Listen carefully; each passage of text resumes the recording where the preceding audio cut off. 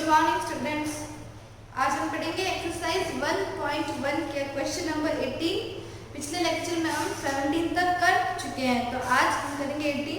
Right the following numbers in Hindu Arabic numbers. ये आपको जो क्वेश्चन में रोमन नंबर्स दे रखे हैं, आपको इसे हिंदू अरेबिक में चेंज करना है। तो क्वेश्चन नंबर ए है XLI X।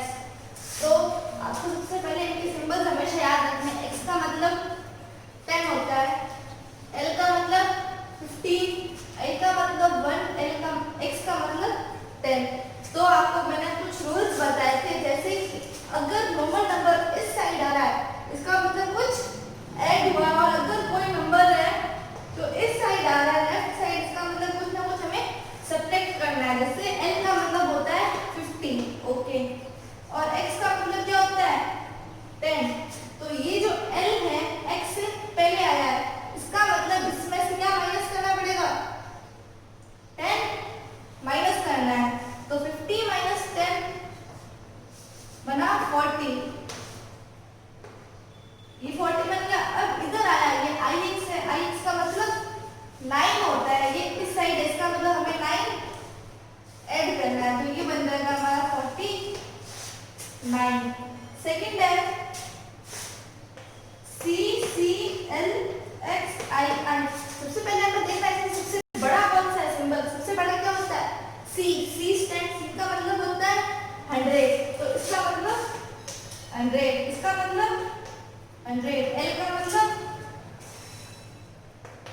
50 और XI का मतलब 12। तो हमें क्या करना है इसको 100, 200, 250, 260, 2। तो A और B मैंने आपको करा दी, C और D आपका होमवर्क है। अब क्वेश्चन नंबर 19 है फिल इन द ब्लैंक्स। इसमें आपको राउंड फिगर देखना है। जैसे अगर कोई डिजिट है, अगर 2 0 5 4 0, तो आपको क्या करना है, इसको राउंड फिगर में करना है, इसको 0 की कैटेगरी में 10 to 0 लेकर आना है। अगर मैं आपको कहूँ ये जो है आपको आप इसको 10 तक राउंड करो, तो आप क्या करोगे, आप पीछे वाली दो डिजिट देखोगे, ये 10 तक है। अगर ये जो पीछे वाली डिजिट 50 से कम होती है, 50 से कम होगी, तो हम इसको छोड़ देंगे, कोई चेंज नहीं करेंगे, 2 0 5 0 0 ऐसे कर देंगे। अगर इसकी जगह 6 होता, 50 से ज्यादा है, तो हम क्या करते, इसको 70 बना देते, इसकी जगह हमारा हो जाता फिर 2 0 5 0 0, क्योंकि यहाँ पे 4 था, 4 क्या है 5 से कम है, 40 है ये लास्ट वाला आपको दे रखा होगा। वैसे नियरेस्ट 100 तक करो, तो हम 100 तक क्या करेंगे, पीछे वाली 100 तक रिजल्ट देखेंगे। तो अगर ये 500 से ज्यादा होगा तो हम एक नंबर आगे आ जाएंगे, और अगर ये 500 से कम होगा तो हम डिजिट को छोड़ देंगे, उसकी जगह हम 0 लिखेंगे। जैसे हमारा क्वेश्चन नंबर 19 है फिल इन द ब्लैंक्स 19356।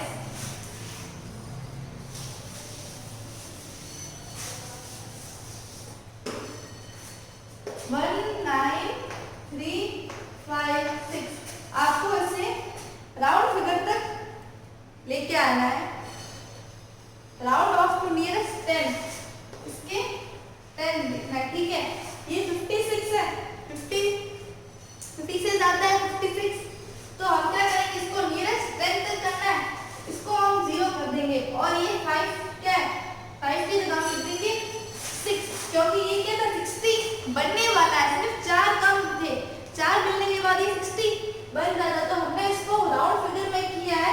अगर मान लेते हैं इधर 54 होता, तो हम क्या करते हैं, इधर 193 5 0 कर देते हैं, और इधर 56 है, इसीलिए हमने इधर क्या कर दिया, इसको 0 कर दिया और इधर 16 लिख दिया, क्योंकि 4 कम थे और 60 बनने वाला था, इसलिए।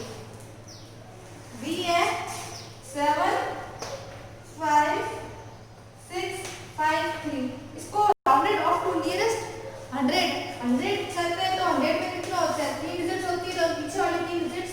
देखते हैं।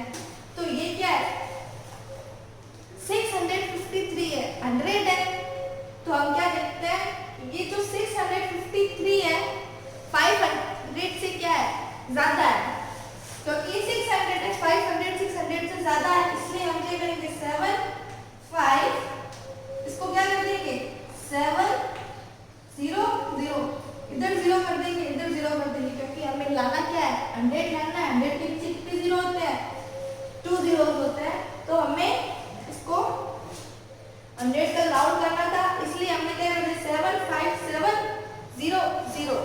फिर है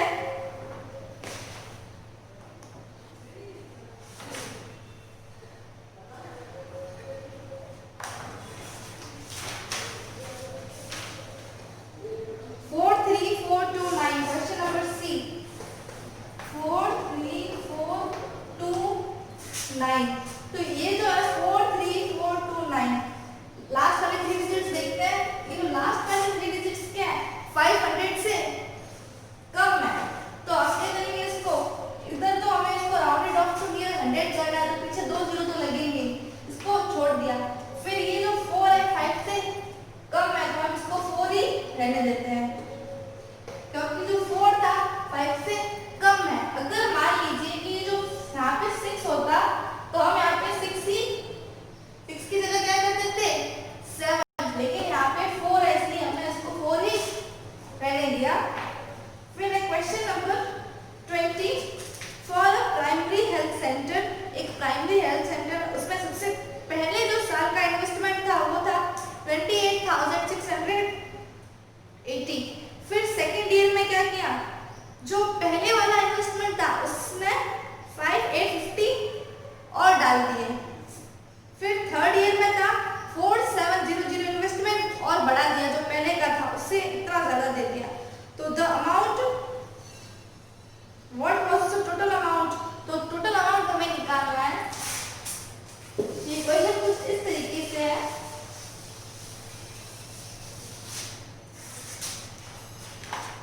सबसे पहला इन्वेस्टमेंट कितना था, फर्स्ट ईयर, हम इधर लिखते हैं फर्स्ट ईयर 28680। सेकेंड ईयर में इन्वेस्टमेंट कितना था, सेकेंड ईयर में क्या बोलते हैं कि जो पहले वाला इन्वेस्टमेंट था उसमें 5850 रुपए बढ़ा दिए, तो पहले कितना था,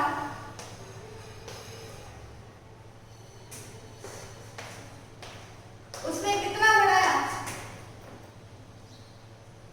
5850 ना, तो ये हो गया सेकेंड ईयर का इन्वेस्टमेंट। हम इसको प्लस करेंगे तो हमारा आएगा आंसर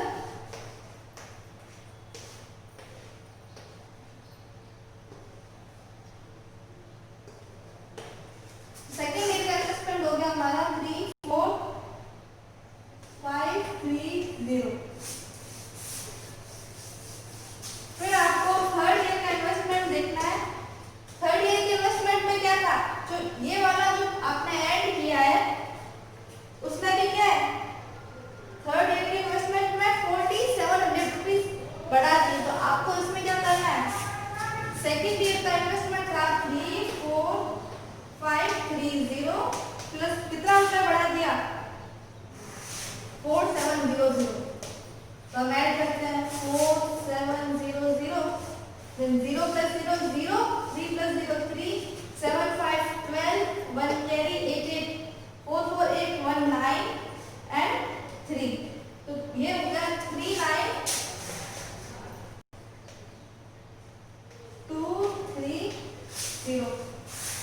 फिर थर्ड ईयर, तीनों ईयर्स हो गए, अब क्या देखना आपको, what was the total amount, अब टोटल अमाउंट निकालना है। हमने फर्स्ट ईयर का अमाउंट इतना देखा, सेकेंड ईयर में हमारे पास इतना था, थर्ड ईयर का इतना है, अब हमें टोटल करना है, तो हम इसकी क्या कर देंगे, ऐड कर देंगे, तो ऐड करेंगे तब आएगा 28680 प्लस 34530 प्लस 39230, इसको हमें ऐड करना है, तो हमारा आंसर आएगा 0 plus 0 plus 0 is equals to 0, 8 plus 3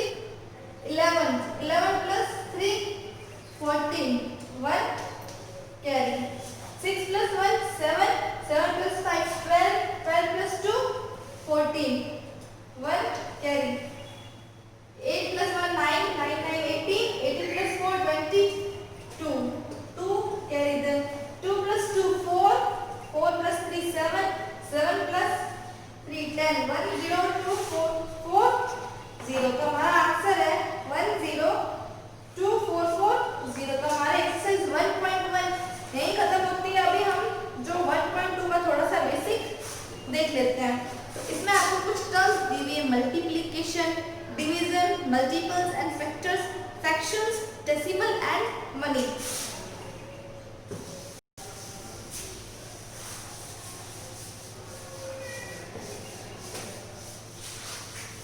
तो इसमें क्या है, मल्टीप्लिकेशन। इसमें भी 3 टर्म्स में, मल्टीप्लिकेंट, मल्टीप्लायर और प्रोडक्ट। जैसे मेरे पास ये 24 डिजिट है, तो इस नंबर का मुझे मल्टीप्लाई करना है, इसी नंबर को कर रही हूँ, तो ये हो जाएगा मेरा मल्टीप्लिकेंट। लेकिन अब मैं इसको किससे कर रही हूँ, इसको मैं 10 से मल्टीप्लाई कर रही हूँ, तो ये हो जाएगा मेरा मल्टीप्लायर। मुझे इसका करना था इसलिए ये मेरा मल्टीप्लिकेंट है, इससे कर रही हूँ तो ये मेरा मल्टीप्लायर। और जो मेरा आंसर आएगा वो क्या हो जाएगा, प्रोडक्ट। तो ये मल्टीप्लिकेंट जिसका कर रहे हैं, जिससे करेंगे वो मल्टीप्लायर है, जो रिजल्ट आएगा वो होता है हमारा प्रोडक्ट। फिर है डिवीजन। डिवीजन में क्या होगा, डिवाइड। तो जिसका आप नंबर को डिवाइड कर रहे हो, जैसे मुझे 84 को डिवाइड करना है, 84 मेरा क्या है, डिवाइडेंट। अब 84 को मैं 2 से डिवाइड कर रही हूँ, तो 2 क्या होगा, डिवीजन। और जो पीछे और जितने टाइम्स यहाँ पे डिवाइड होगा वो होगा कोशेंट।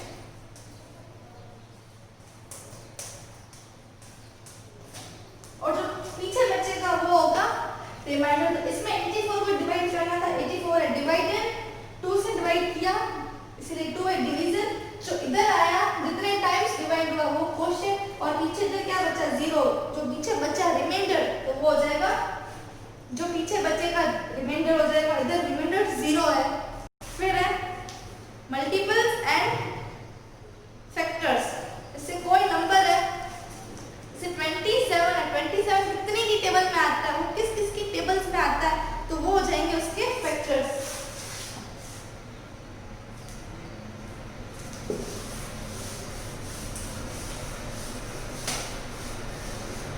जैसे है 4, तो इसके फैक्टर्स क्या होंगे, इसमें 4 क्या है, 1 की टेबल में आता है, 2 की टेबल में भी आता है और 4 की टेबल में भी आता है। तो वो किस किस की टेबल्स में आता है, तो वो हो जाएंगे उसके फैक्टर्स। एंड मल्टीपल्स है, जैसे 2 है, अब 2 1 जा 2, इसके आगे और इसके मल्टीपल्स निकालने, इसके बाद क्या आएगा, 2 1 जा 2, 2 2 जा 4, 2 3 जा 6। तो उसके आगे आगे जो हम करेंगे वो होगा हमारा मल्टीपल्स। फिर है फ्रैक्शन। जैसे कोई डिजिट है,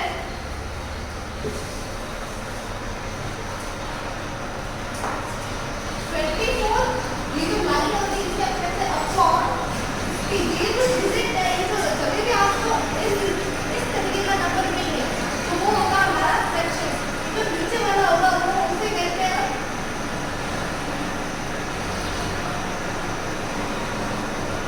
नीचे वाला होता है डिनोमिनेटर, ऊपर वाला होता है न्यूमरेटर। तो कोई भी आपको डिजिट इस तरीके से दिखेगा, आप इसे कहेंगे वो डिजिट फ्रैक्शन में, जो ऊपर होगा वो न्यूमरेटर है, नीचे होगा वो डिनोमिनेटर है। इसमें 24 न्यूमरेटर है, 50 डिनोमिनेटर है। फिर है डेसिमल। से कोई भी जो है, अब इसका मतलब अपॉन फ्रैक्शन का मतलब ही क्या है, इसको डिवाइड करना। तो 24 को 50 से डिवाइड करना, लेकिन 24 क्या 50 से छोटा है, तो अगर हम इसको डिवाइड करने जाएंगे तो हमारे पास इधर पॉइंट लग जाता है, डेसिमल लग जाता है, तो उसे कहते हैं डेसिमल। क्योंकि डिवाइड पूरा हो नहीं पाता है, इसलिए हम पॉइंट का, डेसिमल का यूज करते हैं।